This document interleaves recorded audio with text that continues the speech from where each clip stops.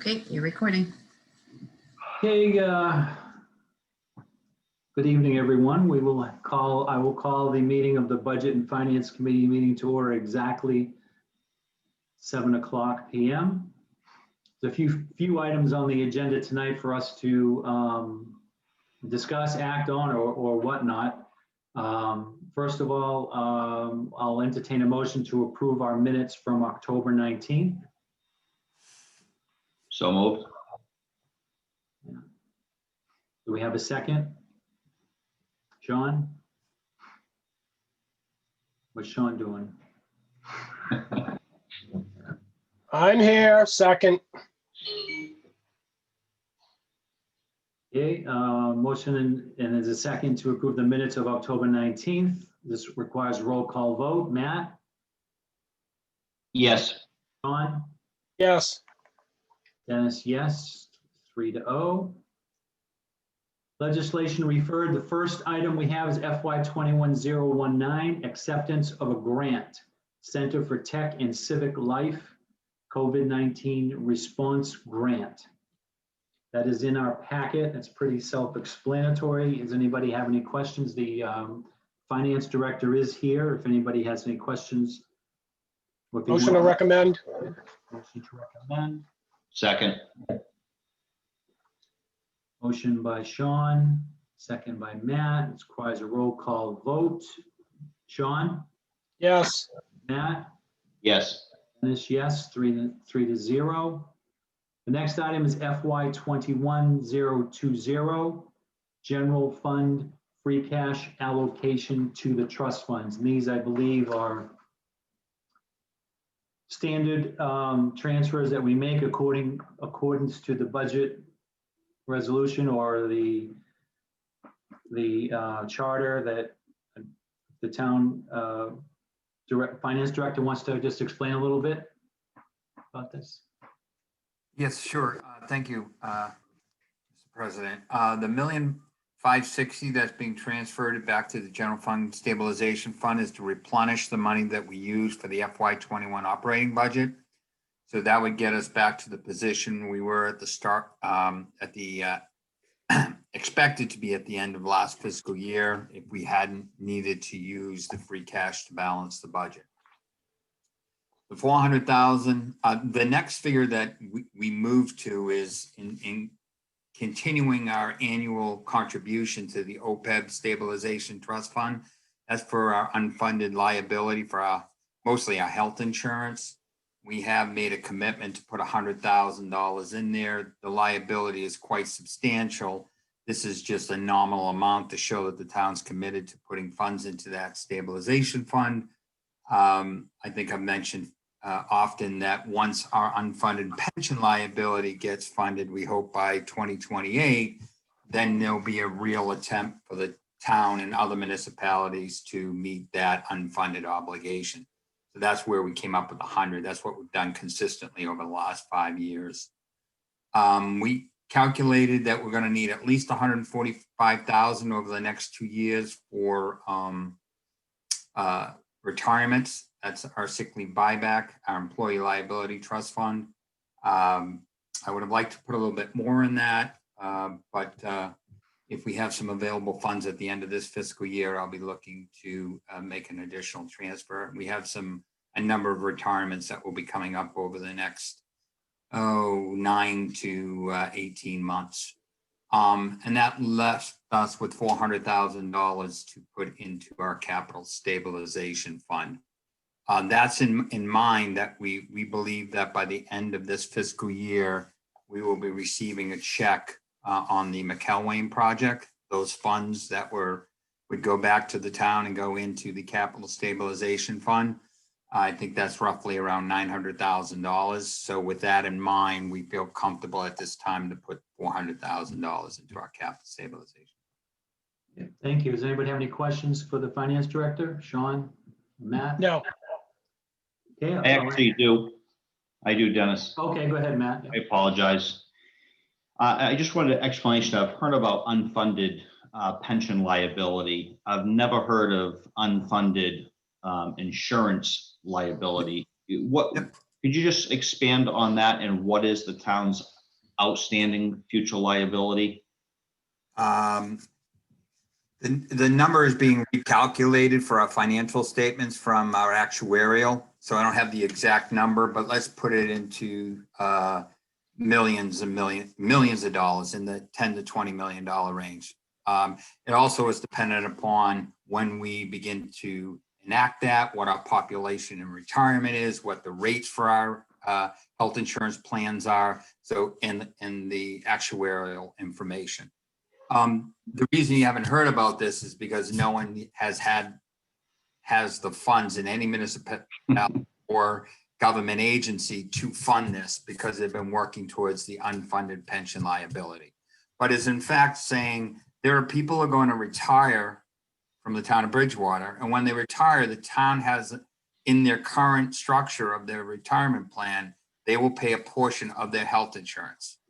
So that is considered an unfunded liability because we're not putting any money away today for that liability tomorrow. In fact, what we do is a pay-as-you-go method. And so was pension. Pensions used to be a pay-as-you-go. Whatever your pension costs were for that particular year, you would get a bill from the retirement board plus some administration costs, and you would pay into that. Now we pay for the retirement piece for those who are retired, plus the unfunded liability for those who aren't retired yet. Okay, thank you. I appreciate the explanation. Would you say that the town of Bridgewater, in terms of pension and insurance future liabilities, is in line with other municipalities across the state? We're not doing anything different than the other community. Very much in line with across the state. In 2028 would be we were still on track, and most municipalities are on that schedule or maybe an extended schedule before they're fully funded for their pension liability.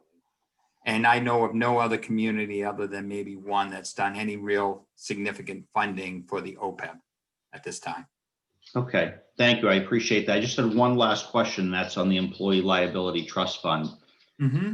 Would you say, or are you saying that the transfer of the 145 would account for current retirees or planned retirees? And if not, do we know how many retirees we're going to have through the end of this fiscal year and whether or not we can cover buyouts? We will have enough to take care of whatever buyouts come between now and the end of the fiscal year, based on what I know today. But again, I'm looking at any forced retirements due to age on, let's say, the police force, because, and I don't see any at this time that would take place between now and June. However, there are a number of individuals on the police force that are eligible for retirement. So we look at, and that would hold true for the fire department as well. So we're looking at those. And we realize none of them are being put into a forced retirement situation because of their age, but they could, because they have the number of years and they're 55 and over plus years, they could retire. Okay, great. Thank you. I appreciate it. Mm-hmm. Questions? So I'll entertain a motion to approve FY 21020. Motion to recommend. Sean? Second. Second by Matt. This requires a roll call vote. Sean? Yes. Matt? Yes. Dennis, yes, 3-0. FY 21021, transfer order, police department capital items. There's a few items in here for the police department for their outbuilding, that I believe that's the building they're building, and some police equipment. I'll entertain a motion to approve. Yep, motion to recommend. Recommend. Second. Second by Matt. This does require a roll call vote. Sean? Yes. Matt? Yes. Dennis, yes, 3-0. Next item, transfer order FY 21022, senior center capital transfer. This is just for a CO. I don't know. Do you know what the project is? Yeah, they had potential, they have some potential overruns that they didn't plan on to finish some work inside the COA. Some of those monies that they used were from their available funds that the commission has oversight on, and they would need $2,000 just to button it up and finish the project. Yeah, I'll entertain a motion to approve. Motion to recommend? Second. Motion by Sean, second by Matt. This requires a roll call vote. Sean? Yes. Matt? Yes. Dennis, yes. It's 3-0. Transfer order FY 21-023. Transfer order capital complete streets engineering. This is for $8,955. I don't know what, It's the outstanding bill. There was additional charges that we ended up incurring, and we could not pay them with the appropriation that we had. This is to pay the remaining balance on the work that has been previously completed. any other questions for the finance director regarding this? I'll entertain a motion to approve. Motion to recommend? Second. Motion by Sean, seconded by Matt. Requires a roll call vote. Sean? Yes. Matt? Yes. Dennis, yes, 3-0. Is there anybody here from the public that wishes to speak or comment on the meeting? Anybody here? I don't see anybody. It's unmuted. So this ends all the legislation that was referred to us at our last council meeting, and we don't meet again till November 10th.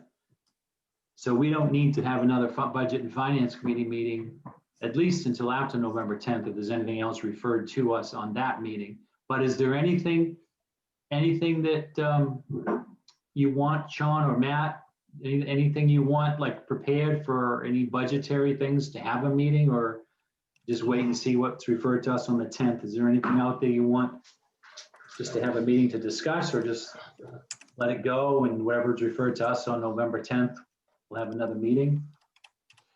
I think what I'd suggest, if it were to happen, from my perspective, is if we see a major dip in revenue, then we may want to have a meeting just to talk through where do we see the dip?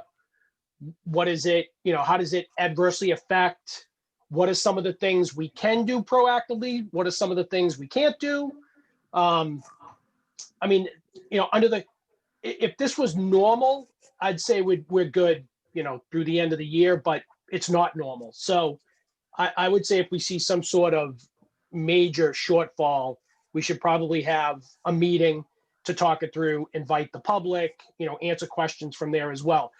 Tony, correct me if I'm wrong. Everything so far looks like it's in line to what has been forecast so far in the fiscal year. Am I Yes. correct on that? Yeah. Yes, you are, sir. So I'd say, Dennis, if all of a sudden something in November pops on the revenue side, we probably would want to have that. That's just my opinion. I don't know about Matt. Right, I mean, I was looking to see, before the 10th, I mean, obviously there'll probably be some things referred to us on the 10th. We could add that, and on the 10th, we always get as a standing agenda item, the town manager updates us on FY 21 tracking of revenue and stuff. So if I see anything, we'll call a meeting. In the meantime, we'll just go to the finance committee. Obviously has to vote on these as well in order for us to act on these on the 10th. Anything else? Dennis, if I could just, I'm not even sure if this is the appropriate committee, but I would run it by you. I've looked at a lot of COVID reimbursement in other municipalities around us, and I'm quite blown away by the amount of money some of these towns have received versus the town of Bridgewater. My thought process, and I don't claim this to be the truth, but I just wonder about whether or not we've been aggressive enough in chasing down reimbursable costs for the town and for the district. I looked the other day, actually, it was a few weeks ago, the Department of Revenue had reported that they had already given Rainham about $2.7 million. I don't think we're anywhere close to that as a community. I'm also hearing other communities are purchasing capital items such as vehicles. I'm not sure, again, if this is the appropriate committee or we bring it up just through regular town council meeting. I just hate to see the deadline go by at the end of the year and realize that Bridgewater, and I don't know how I would even explain it to citizens in the community about leaving millions of dollars on the table. So I'm not sure what the process looks like, who's ultimately responsible, where we're at with that in terms of costs the town has incurred. You know, have we recouped 40% of cost, 80%? I don't really know. And I'm wondering if maybe if that's possible. I don't want to put a huge burden on the town, but I think it'd be nice to know that we're just not missing anything. And I know we're a little different in Plymouth County in terms of getting the funding. And I hear that the state doled out a lot of cash without really reporting, waiting for that later. So maybe that's a factor for us, but I'm not sure if maybe Anthony had any thoughts or, you know, again, if this is the appropriate venue, but since you were asking, I figured I'd throw it out there. Oh, it's a good question, but you know, as you know, the town manager gives us an update at every meeting about that, and I know Tony is works on that to submit. So I would think and I would hope that whatever we're eligible for, we're putting in for, right, Tony? I mean. Well, I don't know if it's appropriate for me to respond to it, Mr. President, but I'd be glad to. I think it's an important question to be asking. Sure, if you want, whatever you want to say, Yeah. if you want to take a minute or two, yeah. So what can happen sometimes is you'll hear what's been allotted to a particular community versus what they're sent back for reimbursement requests for. So the town of Bridgewater has been allotted $4.2 million. We have been extremely aggressive, looking at every avenue that we could pursue as it relates to reimbursable. We've worked with the school district. We've submitted $400,000 on behalf of the school district. So our total submittals to date, we submit one every single week now, is 852,000. We've only gotten one check. We expect to get reimbursed for all of these, but the process of getting reimbursed is slow. It doesn't mean the county's not going to get to it. They've hired some additional staff because people are taking advantage of it. So we also have a list of pending CARES items that we've done a complete review of with the town manager, the assistant town manager, and the IT director. So we have potentially another $1.5 million worth of items, but we're waiting for those items to be paid for so that we can submit a request for reimbursement. So we're being as aggressive as possible. As it relates to vehicles, the only vehicles that have been paid for, there was, and I don't know if it was a county that did this or the state, there was some communities did not have a designated ambulance for COVID. We happen to have an ambulance that was offline, our number 5 ambulance, that was allowed to be designated for COVID. Now, we were able to stock it up. We were able to man it. We were able to do whatever we needed to get that fully operational. And all of that was either reimbursable from FEMA or from CARES. Now, we received a reimbursement from FEMA for hundreds of thousands of dollars. We got that back in July. And the 25% that was not being covered by FEMA has been approved by the county, and we're just waiting for that check to be delivered for an additional $84,000. So we're looking at it from all avenues, and all the departments are on notice, and we check weekly with them, and the town manager is communicating to make sure that if there's anything that we need to support the services we're providing or have services where we are able to reach out further, we are actively looking to support. One final thing, $8 million of the remaining money that's sitting with Plymouth County that hasn't been allotted. The county is going to be working with the state on the program to assist renters. There's a program being put on by the state, and they have the administrative structure in order to take applications in, whether it be from Bridgewater, whether it be from Brockton. And in fact, what will happen there, if it gets approved by the agency that the state's using, that's going to be submitted to Plymouth County for reimbursement, because we had the money allotted to us by the federal government for CARES. But we won't have to, and the Plymouth County won't have to set up the administrative activity for that. So in fact, there'll be additional monies that will be available for the residents of Bridgewater in that arena. Oh, And yeah, and if we, you some know, idea. without this being, without this being an agenda item, we don't want to get into a discussion of it, but as Tony has laid out, you know, I trust that they're doing everything they can to get every nickel and dime that's due us. Hopefully the cutoff is extended into next year and not then. But if we want to have this, you know, we can certainly put this on a future agenda item if we want to get a real, you know, detailed description of everything. But we do get that update from the town manager every meeting. So I hear you. It'd be nice to help out some renters, even the businesses, because, you know, as we head into the colder weather, not many people are going to want to sit outside. So anything else? So I'll entertain a motion to adjourn. So moved. Second, Matt. Requires a roll call vote. Sean, Yes. Matt, yes. Dennis, yes. We are adjourned at 7:22. We'll see you next meeting. All right, everyone have a good night. Thank you, guys. Thank you. Ladies.